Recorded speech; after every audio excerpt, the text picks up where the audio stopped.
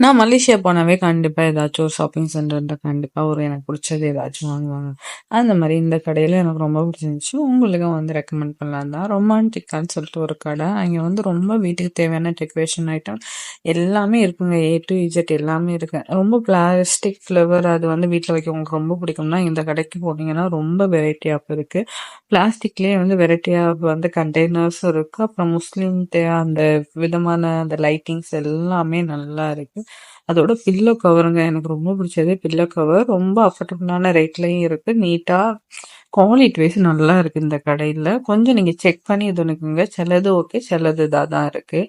இந்த ஸ்க்ரீன் எல்லாமே வந்து ஒரு இந்த மலேசியா ரிங்கிட்க்கு 42 இருந்துச்சு. இங்க பாருங்க இதுதான் பில்லோ கவர். பில்லோ கவர் ரொம்ப நல்லா இருந்துச்சு. நீங்க குவாலிட்டி வைஸும் சூப்பரா இருந்துச்சு. நல்லாவும் இருந்துச்சு. நான் நல்லாவே பார்த்தேன். ரொம்ப நல்லா இருந்துச்சு. உங்களுக்கு வேணும்னா நீங்க ட்ரை பண்ணி பாருங்க. இந்த ஷாப்பிங் சென்டர் எங்கன்னா, ஜேபில பிக் பாஸ் ஷாப்பிங் சென்டர் உங்களுக்கு வேணும்னா நான் சொல்லுங்க. கமெண்ட் பண்ணுங்க. உங்களுக்கு தோன்றேன். அது பக்கத்திலேயே தாங்க இந்த ஒண்ணொண்ணு கடை. இங்க வந்து ரொம்ப பிரம்மாண்டமா இருந்துச்சுங்க. எல்லாமே எல்லா பொருளும் இருந்துச்சு. எனக்கு கொஞ்சம் இந்த மாரி கடையில போய் பார்க்குறது ரொம்ப பிடிக்கும்.